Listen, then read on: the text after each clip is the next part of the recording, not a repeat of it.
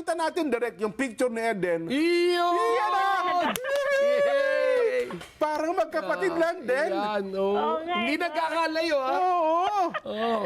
Masayang-masaya pala siya dyan. Di ko kasi napansin, nakatalikod ako. Hindi, ako naman natutuwa at saka masayang-masaya. Mayroon kayong ganyang, pero yung sabihin, si Auntie Claire, di ba?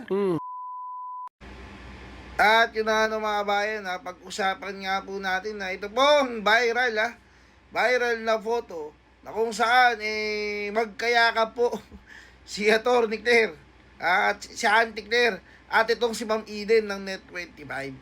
Kung babalikan nga po natin ang mga nagdaang buwan, tila bagay naging mainit sa isa't isa itong si Ma'am Eden at si Auntie Claire.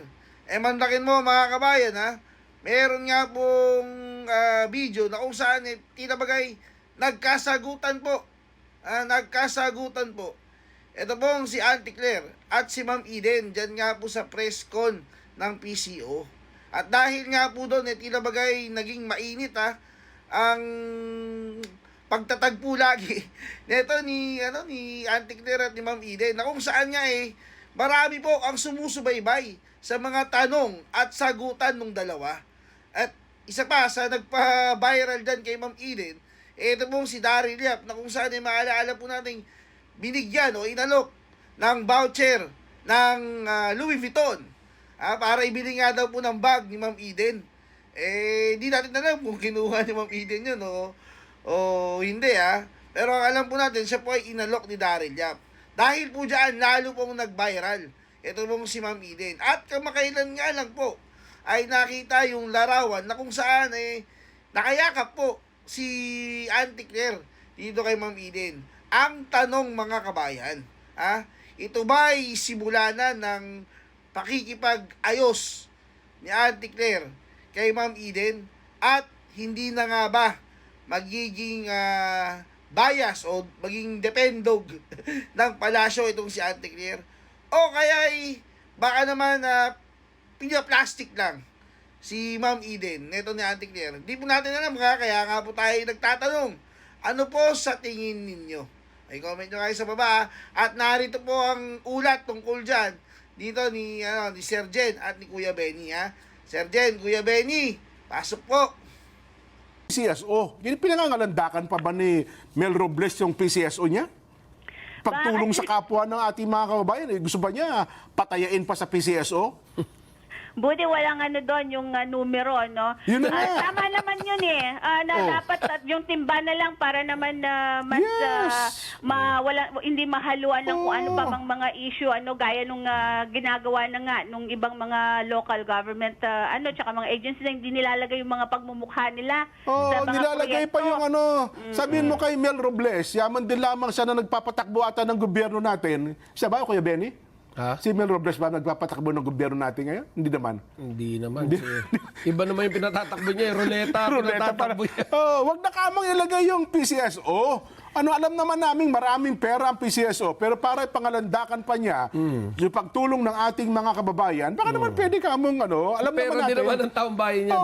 Ipinitataya nila dyan I-recommenda natin o kaya i-suggest natin Oo. sa Presidential Communications Office itong PCO para maipaabot kay Pangulong Ferdinand Marcos Jr. na sabihan itong ahensya na ito. Ano bang tawag sa institution para wag nang magdikit nito. Maglagay pa ng supistik, Alam mo Supistik naman, ikaw lang, Yusek Eden Santos, ang makakapagsabi ng mga bagay na yan, na makapagparating.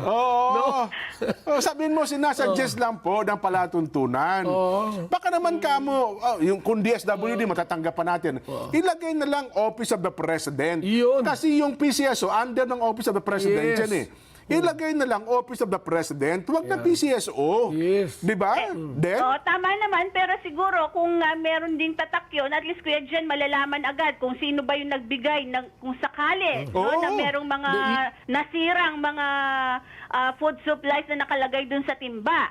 Alam mo agad na sila yung sisisihin mo. Abay, bakit naman mga luma at mga itong pinapadalang pagkain sa Malamang atin? hindi luma yung pinadala, kaya malaki yung pangalan. Hindi, tsaka pagka isa-isa pa natin kung magkano laman ng timba, tsaka yung timba, baka over, hindi, yun naman natin masamang pagtulong na sa kapwa yan, ano ha? Oh, yun lang. Pero ako naman, yung point na lang, lagay na lang nila Office of the President. Yun. O kaya naman, lagay nila Tapos liitan nyo lang yung PCSO. Liitan lang. Anong PCO? PCO na lang lagay nila. Wala ng Presidential- S? Wala na. PCO, Presidential Communications Office. Para mas maganda. Hindi, Di ba? PCSO galing eh. Hindi, under Office of President. Hindi nga PCSO dapat. Ba't PCO? Papayag ka ba? Then lagay daw PCO. PCO? Then, Kahit siguro alin sa dalawa, basta yung pagtulong sa kapwa ay makatotohanan at hindi fake news. Hindi Yun. ba? hindi ako naman, wag nyo na i-promote yung PCSO habang tumutulong sa mga nangangailangan na disaster Pwede na nga. naman. Di ba? Oo. Ay, pero teka lang din, isa gusto kong malaman mula sa'yo, bakit ba niyakap ka ni Auntie Claire no isang araw? Viral picture yan eh. Ano ba meron sa inyong dalawa ngayon? Oo. Eh, hindi ko alam kasi dumadalo kami sa press con ni Oo. S. Bersamin. Oo. Kaugnay nung mga pinagsisibak, di ba? Yung mga pinag-resign pala si Bak tuloy. Oo. Pero wala namang sinibak dahil parang ni-reshuffle lang. Ay Kuya Jen, nagulat nga ako na ganun pala yung pagkakakuha naming dalawa. Kasi sabi lang niya, oy, picturean niyo kami ni Eden. Eden, magpa-picture tayo. Ayun pala. Yan na sinasabi ko. Pwede ba natin ipakita? Baka sabihin nila, ano ba yung picture na sinasabi ninyo? Oo. Ipakita natin direct yung picture ni Eden. Iyon! Yan na! Yay! Parang magkapatid lang din. Yan, Oo nga, Hindi no? nagkakalayo, ha? Oo. Oo. Masayang-masaya pala siya dyan. Di mo sinapansin, nakatalikod ako. Hindi, ako naman natutuwa at saka masayang-masaya. Mayroon kayong ganyang... pero yung sabihin, si Auntie Claire, di ba? O dapat matagal na niyang Very kinuha yung mga- professional. Yes. Yang bibigyan ko ng bibigyan ko ng Pag yung nakita mo yung title picture na, yan. yung picture na yan, The Professional Communicators. Yan. Ano sinabi niya sa iyo dyan, Den? Ano sinabi sa iyo? Yan. Yun nga, napapicture tayo, sabi niya. Oo. Kaya nilapitan niya ako. Siyempre, tayo yung wala naman tayong masamang tinapay kahit kanino, hindi ba? Kaya, Ano? sabi mo, talaga kuya dyan, Ang ganda, Oh, Ang ganda diba? ng picture nila, Oh, yan ang pagpapakita ng pagmamahalan. Parang ano lang isang nakababatang kapatid, saka isang nakatatandang kapatid, Den. akala ko tiyahin eh. Hindi, oo. Oo, Diba? si Ate Claire, yan. Yan, si Ate Claire. Tsaka sabihin Tingnan mo sa... natin sa mga susunod na briefing kung ganyan pa rin yung kaganda yung ngiti niya. Hindi, tama naman yan.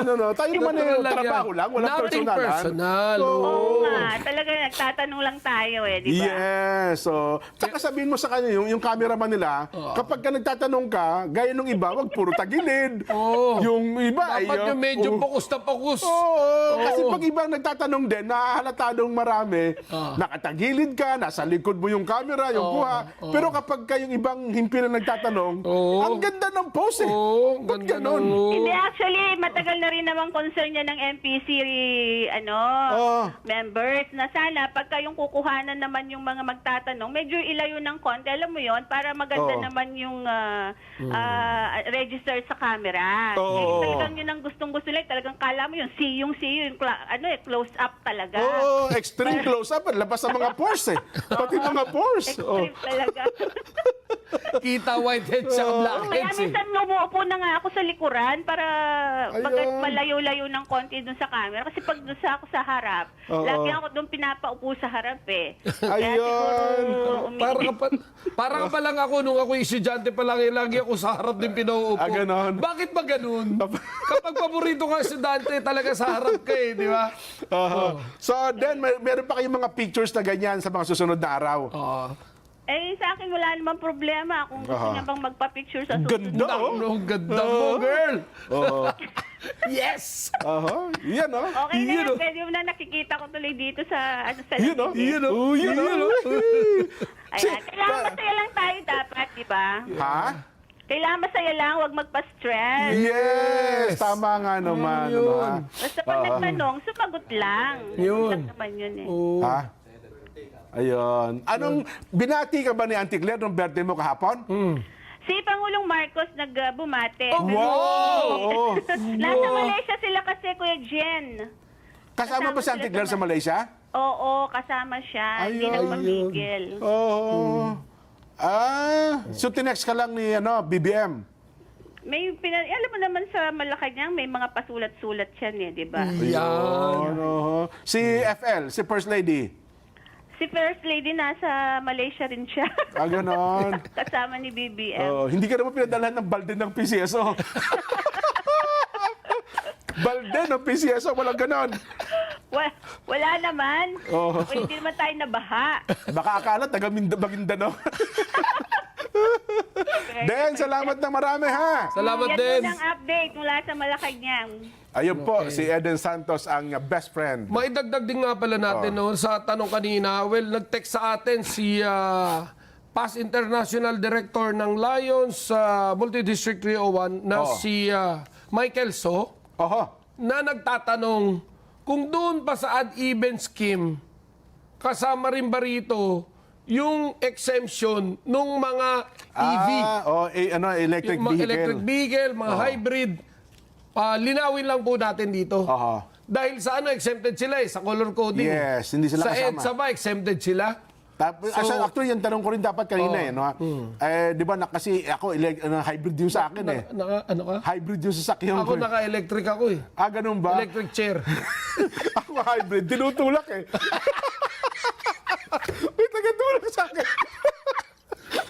Tapos yung sa harap, may taga-ganon tabi. May Howie boys. Sa likod, may taga-tulak. Kaya May hybrid Howie yung boys. alamin natin. Alamin natin. Magtanong natin. Kung yung Baka bang- pwedeng matawagan yung MMDA. Oo. Alam mo, mabait na sa atin ngayon si Chairman Artes Labs siya tayo. Yes. Tanong nyo lang kung kasama ba yung hybrid, yung electric vehicle. Yan, Kahit through text. Oho. Sumasagot naman yan. Baka next week, sagutin tayo. Kasi hindi ka bilang sa doon sa coding. Hindi. Anyway, Alamin natin, ha? Very important yan. Basa po kami ng ilang mga reaksyon. May kinalaman sa ating Vox Populi. Ang tanong natin simple lang naman okay lang ba sa inyo na maging bahagi ng prosecution team sina Laila de Lima at Shell Jokno sa impeachment trial ni VP Inday Sara Duterte? Sabi ng ating mga reactors, B, bias yan kasi matagal ng kritiko ng Duterte mga yan. Amor Laksamana ng Kuwait. B, hindi po. Kasi bias yan. Halata naman gusto lang makaganti sa mga Duterte. Kathy Kishi ng Japan. B, gaganti lang yan kasi galit sa mga Duterte po yang mga yan. Jimar Yator ng Katmon, Malabon City. Hindi po, B. Hindi po. Bias po yan. Gaganti lang yan kasi galit yan sa mga Duterte. Nelson Dadan ng Imus, Cavite. B, bias yan. Alan Perith, Australia. Baka Perth yan. Perth, Australia. Yan. Okay. A. Bring it on. Sabi nga ni VP Sara, bloodbath in the making. Jordan de Guzman ng Singapore. B, hindi po mga bias po yan dahil galit yan sa mga Duterte. Arlene Yoshida ng Nagano, Japan. B. Bias ang mga yan. Sion Eliseo, Wanchai, Hong Kong. B, bias po sila. Boyet Castro ng Balagtas, Bulacan. B. Napaka-bias si Laila de Lima. Galit sa mga Duterte yan. Ireneo Nival ng Marilao, Bulacan. B, hindi po. Bias po yan. Galit po sila sa mga Duterte. Helen ng Muntinlupa. B. Hindi po. Bias ang mga yan. Marites Reyes ng North Point, Hong Kong. Dami natin taga-subaybay talaga sa Hong Kong. yes. Minsan pwede tayo magpunta doon, Kuya Benny. Doon tayo mag-live ng program, no? Diyan sa lang yun, sa West. Hong Kong Tea House yun. Hindi, chef. Para kaabang-abang na trial, yun. Jinky C. Alub, Rosario, Batangas. A. Para matuloy na lang. Para malaman ng taong bayan ang totoo. Edelberto Antonio ng Parañaque City. B, halata naman po na bias yan si De Lima. Gusto lang gumanti sa mga Duterte. Nelda Garcia, Lati, Finland. B. May questionable case din naman po si De Lima. Siguradong panlilin lang na naman sasabihin yan. Renji Kabahit ng Iceland. Ayan, mga reactors, i-priority natin kapag nasa iba yung dagat. Ano? Yeah. Kasi, bihira lang mag-comment siya mga yan. Ayun, yung mga Pilipino naman, maunawaan nyo na lang ha, kapag ka ang pina-priority natin yung nasa abroad. Pwede rin nananawagan din po tayo kay Nelson Lubao dahil siya nasa iba yung dagat. Ipa-priority namin yung comment mo. Magpabalik pa po ang saganang mamamayan.